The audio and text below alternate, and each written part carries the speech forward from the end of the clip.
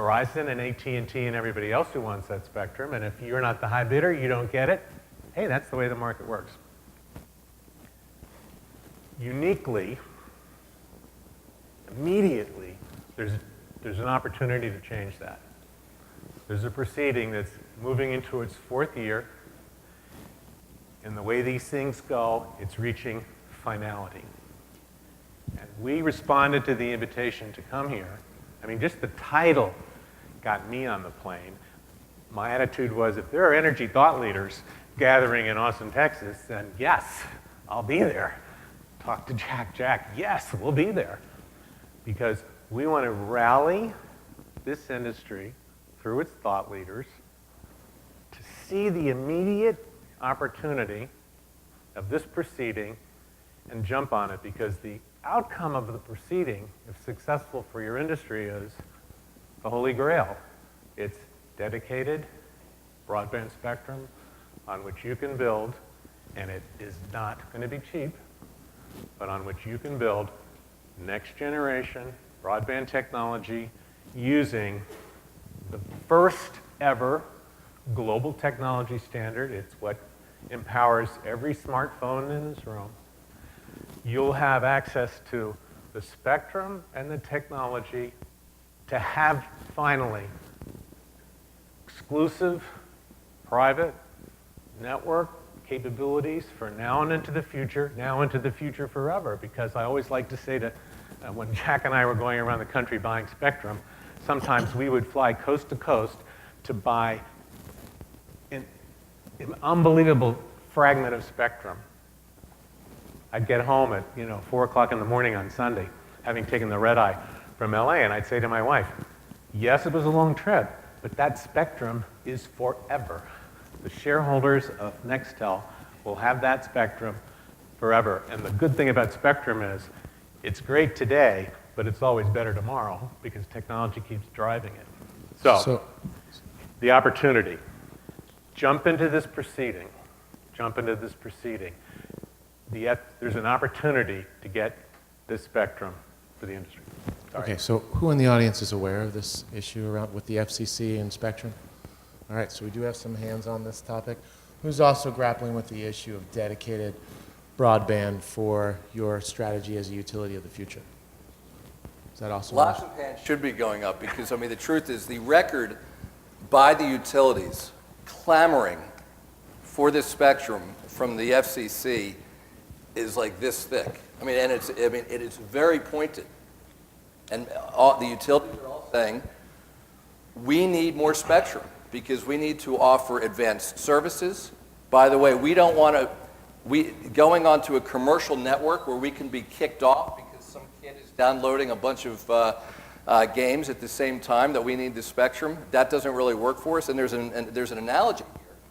About 3 years ago, while I was governor, I went to Washington to testify on behalf of the first responders around the country because they had an opportunity to actually get new spectrum. It used to be allocated to the broadcasters.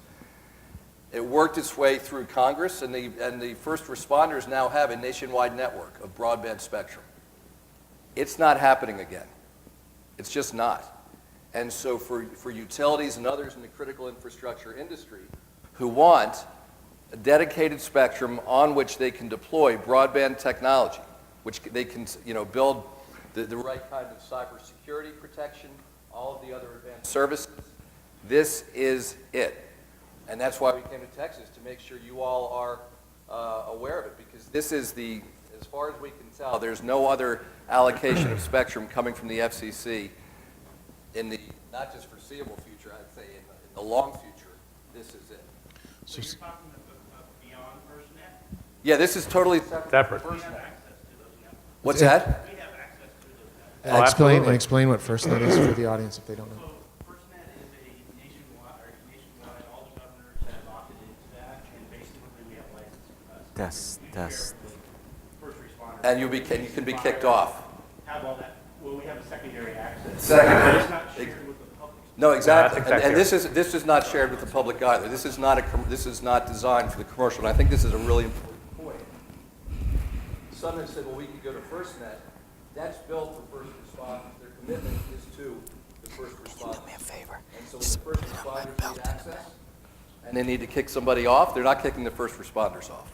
But let me give a unequivocal endorsement to FirstNet. I spilt thousands of hours, millions of dollars back 10 years ago, teeing up the idea that ultimately became FirstNet, a company called Siren Call. PDV then was the runner-up and lost to AT&T for the long-term contract for FirstNet.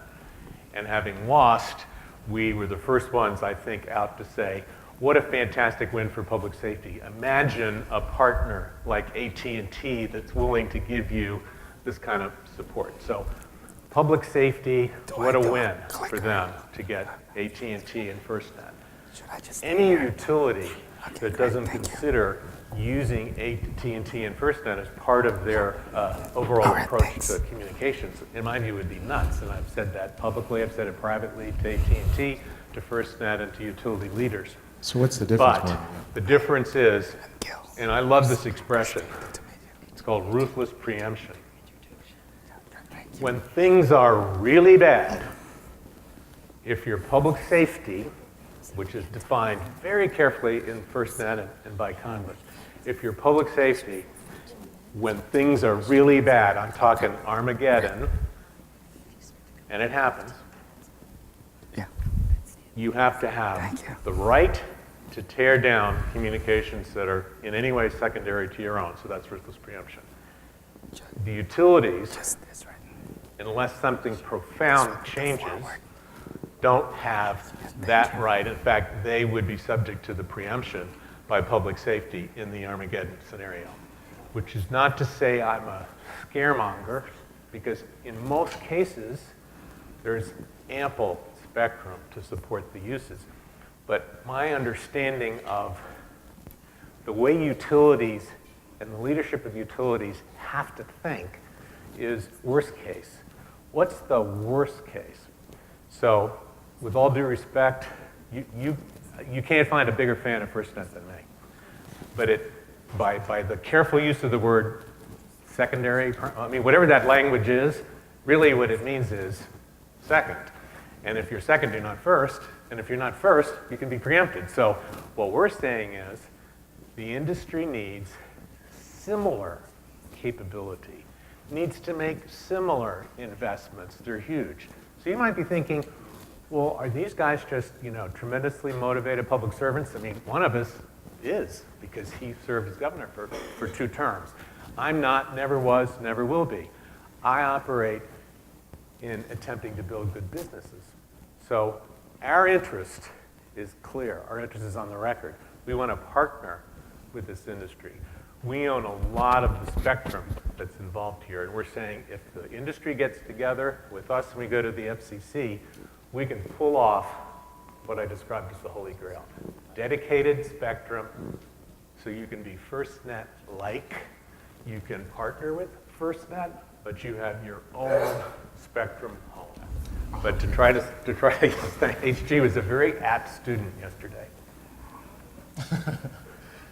Believe it or not.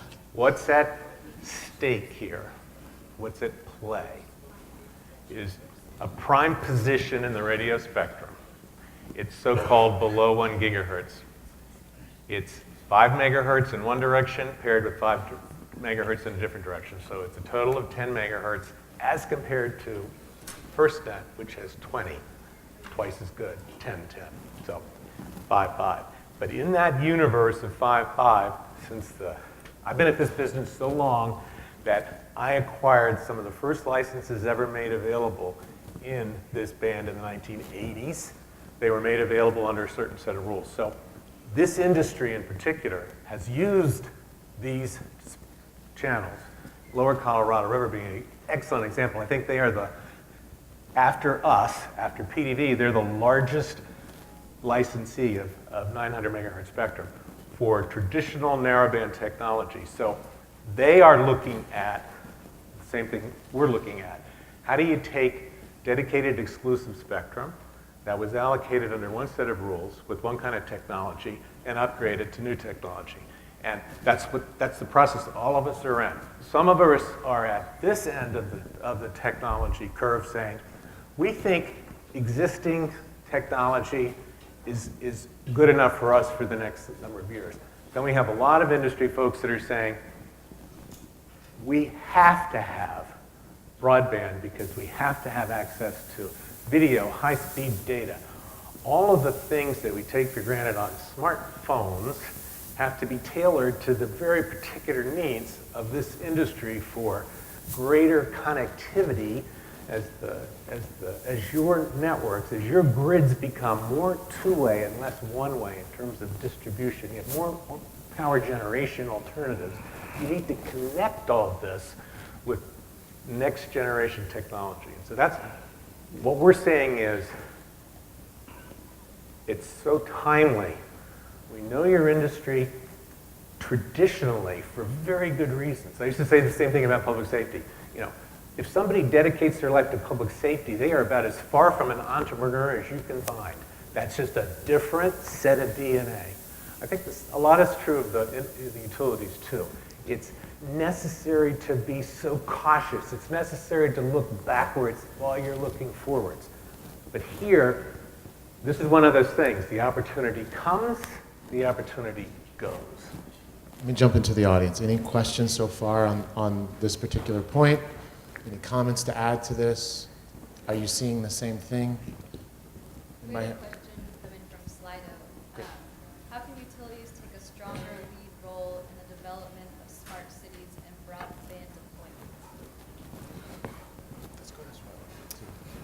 Well, I mean, first of all, I think they're doing a lot. I mean, I sat in yesterday on the microgrid conversation. I sat in on the connected utility conversation. I don't think there's any doubt the utilities are very much a part of the conversation. And so our interest is really in making sure, and I thought about it very much in the context of those two conversations yesterday.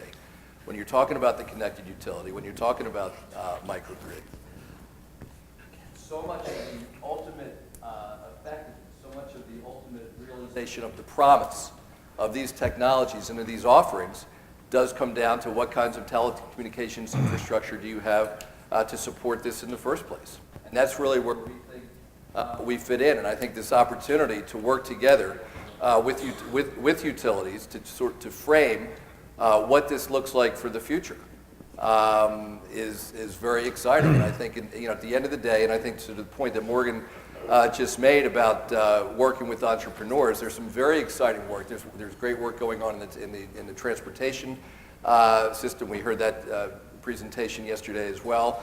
The Internet of Things.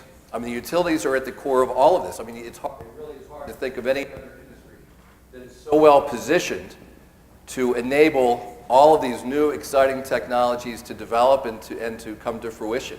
So I think, frankly, conferences like this and Energy Thought Leadership Summit is what it's all about, and just make sure that you're including those other players in the conversations. Okay, can I just let me just shine a light on a slightly different perspective. Well, I completely agree with Jack. I love the very sound of smart city because it just goes to my personality of trying to push technology. However, and I don't know whether there are those of you in the audience would agree, it's tough when you start to look beyond the expressions and the feel-good sides of it to find a business case that makes sense, because smart city requires big investment. Big investment requires some kind of a return. And so you can imagine capabilities, but I think the story so far is that finding the business case is tough. So that's what I want to wrap back into. To me, the best case for smart city is when smart city functionality is built on the same infrastructure that utilities are building for smart grid and next generation grid modernization. And so they are absolute natural allies. And I think smart grid, next generation grid, should be the leading edge of smart city. And we're doing everything we can to try to push our way into that. But you can't imagine what it's like to spend your whole life in wireless, which is a world unto itself, and then say, wow, for this next chapter of our lives, we have to know as much about the utility industry as we know about the wireless industry. And oh my God, this industry is so complex. And it's being transformed in many other directions than telecom while we speak.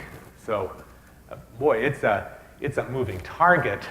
And we're humble in that we realize that at the very best, what we're proposing is an enabling technology that needs it to fit into a much larger ecosystem of what your next generation approach is going to be to maximizing the opportunity. I think the utilities are in a phenomenal position, but also phenomenal risk. I attended a conference in Minnesota, an energy conference in Minnesota, back in October around grid security, and it was really remarkable listening to the speakers and going back and reading some of the reports that had been written, how elevated this issue of secure wireless infrastructure is in terms of securing the grid overall. And so when Morgan talks about this as being an enabling part of the infrastructure, that's true when it comes to traditional utility business, all the way up to smart cities, Internet of Things, and the like.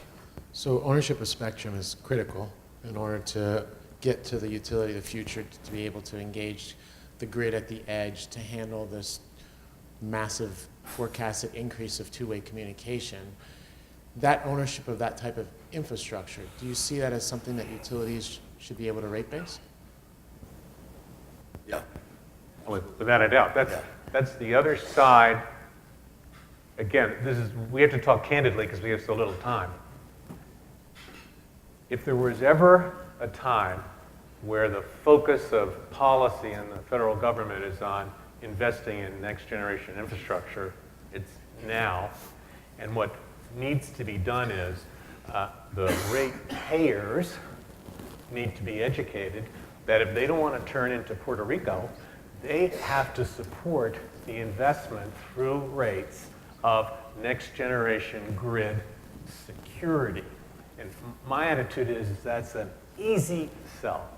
Who wouldn't pay something to say, well, of course, the grid has to be secure. The grid has to have access to the latest technology. My God, it's taken for granted in every consumer device, and it's not available to keep the lights on. This is nuts. So yeah, I would say that it's an asset, that the spectrum's an asset, the infrastructure that's built is an asset, and those are to be traditionally what you get a rate of return on. I spent 8 years as governor, and so I reappointed every member of our Public Service Commission.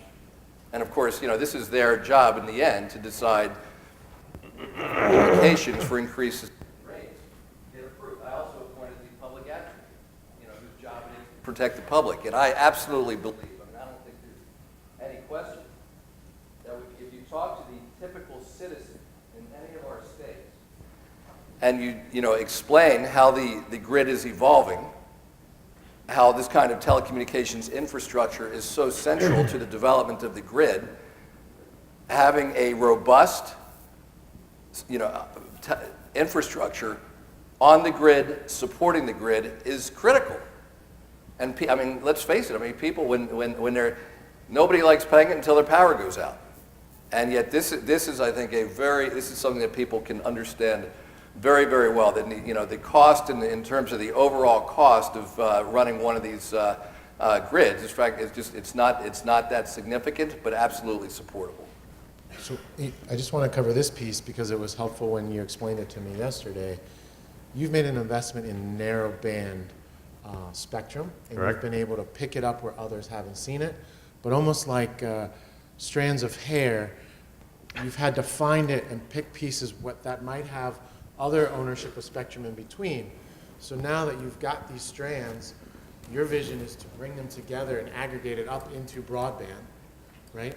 But in order to do that, some people are going to have to move out the way so that you can make this happen. So an example you gave yesterday, and I hope I can share, was the experience with FPL, where Okay. I'm kind of candid. I want it. And the challenge is that they have their spectrum on this, Correct. right? And you're not asking to take it away from them. You're just asking if they could just move down the line a little bit here so you could take the strands that are here, Yep. put them on the other side here, and build that out to broadband. That process, how many other utilities and entities do you have to do to free up this aggregated potential spectrum? There's two ways of looking at this. One way of looking at it is that it's a virtually insurmountable obstacle of detail. Another way of looking at it is in context, because it's been done before. It's been done before by us. And compared to what we've done before, because we've been very active in this industry for 30 years, it's a small job. It's one of those things that, as I say, you get in a room, you divide the country into 10, you hire 20 people, 2 of you on each 1/10, here's your stuff, here are your plane tickets, here's the thing, here's your checkbook, go and get this done. And you'd be amazed at how quickly it gets done, particularly if you're dealing with an industry like this. This is a serious industry. These are not frequency manipulators and speculators, a breed that I know extremely well. They are businesses operating, and all they want to do is get along and focus on their core business. As a designer of a lot of mobile applications that are designed by enterprise, you create a specialized band. Will that limit the hardware participate on this network? Yeah, That's- let me just right. repeat the question, if you could Yeah. summarize and say that. Yeah, so if we have a specialized band, will we need specialized hardware to consume it? Will No. iPhones, for example, Here's be the able beauty. to work on that? Right, here is the beauty. This spectrum that we're discussing in the United States has not been made available for LTE. However, in the rest of the world it has. So it's so-called BandAid. So there's a large ecosystem of chipsets, devices, thousands of them. 900 megahertz. So for example, if you heard of Project Loon that was run in Puerto Rico, a large part of the spectrum in Project Loon was ours. And over the year, they were able to turn on band class 8 capability in iPhones and Android phones. Let me take a that's one question of the over here, great too. things about this. I'm glad you brought it up, because what we're talking about is not having to develop a technology, not having to develop an ecosystem, instead taking the global, the best that's out there, and it's the best that's going to be out there for the next decade at least, and tweaking it in the security and other features that are most important to your industry, but then getting the economies of scale of global production. I want to make sure that I say, do we at PDD have a selfish interest in this? Of course we do. We raised venture capital. We bought the spectrum on the prospect that we would be able to make it more valuable. And if we are successful in doing that, we get a return for that. That's the way the system works. So, Morgan? yes, of course. Morgan, let me go over here. Two-part question. One, on this 10 megahertz of spectrum that's being talked about being dedicated, what would it cost to buy that if you did have to go to auction? If it wasn't dedicated, and you had to go buy 10 megahertz. So what are the? Second, you just touched on it I think a second ago. Is the proposal on the table to have this spectrum, if it were made available, only work on LTE? We've spent 2 days here talking about how 5G and next-gen technologies are going to be the answer to all of the world's problems. I don't happen to believe that, but are you really talking about dedicating this to a technology that is currently being obsoleted? So you've got 30 seconds for a two-part answer. I'll be Just very, to frame it for brief. you. I'll be very brief. Most of the spectrum that we're discussing has already been auctioned. What is at stake in the FCC proceeding is permitting that spectrum to be reused, so it's not an auction issue. But there is a piece of the spectrum, and part of our suggestion to this industry is, with the right approach to the FCC, you might be able to get that spectrum without an auction based on the public interest for it. And then the second is, by going with broadband capable spectrum and hopping onto 4G, you have the same upgrade opportunities to 5G if and when, or any other technology. But my own view is, for now, this generation, the overwhelming choice is LTE, without in any way precluding migrating to 5G. And then we just had a price tag question. Wanted to know how much that costs, right? So I appreciate that you're proposing that there not be an auction. I'm suggesting, I'm only asking, if 10 megahertz auction, Yeah. what is that dollar? Pull the number out of the air, 6 billion. 6 billion. Do I have 6.5? Depends on how many people come to the auction, as always. But yeah, it's a number in the billions, and it depends on the appetite of the major players at the time and the bank book of the bidders. All right, gentlemen, can we provide this audience with a parting words, and we'll close out. Well, I mean, thank you for the opportunity to be here, and I just think this is a really interesting opportunity where the public good meets the interests of one of the most important industries in our country, and there's a potential solution sort of sitting right in front of us, and it seems to me to be the best solution that's going to be available for a very long time. Okay, so my final words are two numbers, 17,200.